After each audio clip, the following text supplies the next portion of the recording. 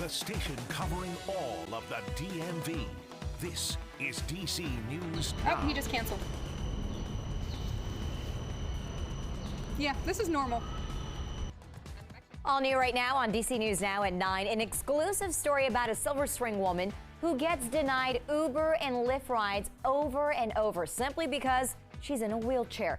Our Daniel Hamburg shows us her frustration and what the two companies have to say in response. Plus, a new grand jury has been requested in the case of Timothy Johnson, the unarmed black man shot by Fairfax County Police outside of Tysons Corner Center. We'll break down what it could mean for the legal case moving forward. And all new at 9, the chief of police from a local Maryland department fired. We just spoke to him and asked why. You're going to hear his response. And after months of increases, the price of groceries finally dropped in the month of March. We have a brand new price check for groceries around the DMV to help you choose where to stretch your dollar. And good evening, everyone. Not a bad day across the DMV with increasing clouds now making its way into the region. Also, our weather team tracking a few showers for your Wednesday. We'll look at that coming up. Good evening, and thank you so much for joining us tonight for DC News Now at 9. I'm Tasmin Mahfouz. And I'm Mark Hall, filling in for Chris Flanagan. Tonight, we bring you an exclusive story of a Silver Spring woman who's frustrated after continuously being denied rides through Uber and Lyft. Yeah, she says it's all because of her foldable wheelchair. DC News Now's Daniel Hamburg has been looking into this case for us tonight. And Daniel, she tells you that this has happened multiple times. Well, Mark and Tasmin, this really started last Wednesday when Anna, who didn't want her last name used, had 3 different drivers pull up, see her wheelchair, and pull away. Anna is also my friend, and today I witnessed some of the cancellations myself as she told drivers ahead of time about the wheelchair. Yep. After a recent surgery, Anna has been using a foldable wheelchair to get around, but it hasn't been easy. I've had, I think, a total of 8 Uber rides since Monday, and since those rides, 3 of them have literally driven up, seen that I'm in a wheelchair, press the cancel button on the trip, and then keep driving. Uber does have a service for wheelchair accessible vehicles, but Uber's website says drivers are expected to accommodate riders using walkers, canes, folding wheelchairs, or other assistive devices. It weighs 23 pounds. My luggage weighs more than that. After last week's trouble, Anna is now documenting everything. So I always screenshot now, so I know who it is. And then I let them know, hello, I'm in a folding wheelchair. And then they have the option as soon as they read it to go ahead and cancel or, yeah. Tuesday afternoon, we saw it firsthand, only 30 seconds after being assigned a driver and sending that text. Oh, he just canceled. Yeah, this is normal. It happened twice more before someone finally picked her up. It's very unfortunate. Attorney Deanna Maria Lewis says drivers may be going against federal law protecting those with disabilities. I think that they could run into a lot of trouble, not just the individual drivers, but also the companies themselves, if they don't get a handle on these drivers who, to me, are violating not only company policy, driver policy, but perhaps even federal law. Hello. This isn't something that's going to affect me long term, but at the same time, there are so many people who this is their life, and that's so not fair. And in a statement, an Uber spokesperson tells me all drivers agree to transport assistive devices when signing up for Uber, and they're investigating these incidents and will take appropriate action. Lyft, which also canceled on Anna once, said any driver who denies service or discriminates against riders are at risk for removal from the Lyft platform. In the studio, Daniel Hamburg, DC News Now.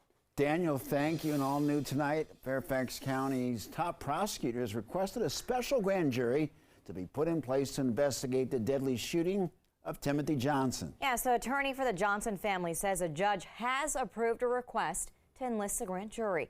Now, earlier this month, a separate grand jury opted not to indict a now fired officer in that incident. Johnson was suspected of shoplifting a pair of sunglasses from Tysons Corner Shopping Mall back on February 22nd. Now, in body camera footage released by the department, 2 Fairfax County officers are seen chasing Johnson into the woods, and that's when Officer Wesley Shiflett fatally shot Johnson.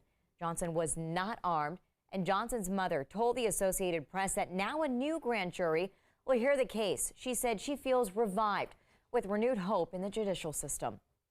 And tonight we're learning more about the firing of New Carrollton's police chief. Chief David Rice was let go this afternoon and banned from city property after nearly 2 decades on the job. Now, we reached out to the mayor, who would only tell us that it's a personnel issue.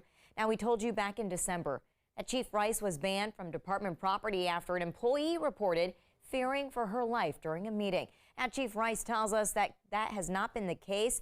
Ariadne Sase just spoke to the chief to get his side of things.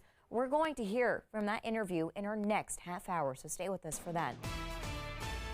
All right, let's check in with our chief meteorologist, Janessa Webb. Janessa, we've had cool but comfortable temperatures, but now some rain on the way? Yeah, we definitely need the rain. It's going to be beneficial here across all of the DMV. Looking at some of our totals, I know over the weekend we dealt with that severe weather event across the area. It was helpful, but we're still about 4 inches below our average for this time of year. You can see that blue on the radar. It's starting to make its way into the Mountain State region, and really we're going to watch a good burst tomorrow afternoon. And so really for the district and our eastern communities, that's where you'll start to notice the moisture around 2-3 o'clock. Right now, those high cirrus clouds, they are taking over. I just stepped outside. It is quite chilly, and you definitely need kind of that heavier coat. Let's track in the rain, barely hitting the ground out towards Kaiser into the Cumberland area, south of 68. So this is not heavy duty moisture, but I promise you tomorrow afternoon, we do have some substantial pockets that are going to produce a good moderate rainfall throughout your afternoon. Right now we're sitting at 55 degrees, mostly cloudy. What I'm loving is that easterly breeze. It's only about 5 to 10 miles per hour, but it's definitely causing more refreshing air to be across the district. I don't think you'll need the AC. Open up the window, get that nice airflow across the area. If you're in Hagerstown right now, Washington County, temperatures in the lower 50s. Folks, we are still under drought conditions across most of the area, but this first round of rain tomorrow, and then we have a heavier duty storm system for your Friday. We'll look at that coming up. Janessa, thank you. All new video tonight of a complicated rescue from a frightening scene. DC Fire and EMS had to climb into a ravine off of Piney Branch Parkway after a driver somehow lost control and plunged into the rocky water. You can see the crew in the ravine worked with the other crews from other areas to hoist the driver to safety. Now, late tonight, DC Fire tweeted that the woman was seriously hurt but should survive. And developing now, when you call 911, you need to know that someone will answer and that you'll get the help that you need. But right now, even DC faces a surge in crime. There's a growing shortage of emergency responders. And reporter Marielle Carbone is live for us tonight at the Wilson Building, where the committee working to find funding to reverse this trend.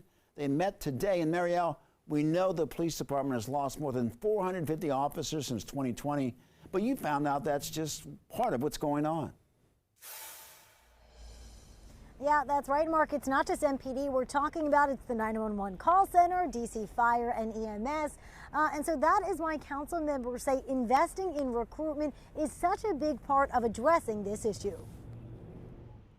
As calls for service tick up, whether crime or fire, it's no secret public safety is top of mind. Public safety is the #1 issue on district residents' minds, and this is a tighter budget year than we've had in the last several years. But as council works to iron out the already tight budget, it's facing another struggle.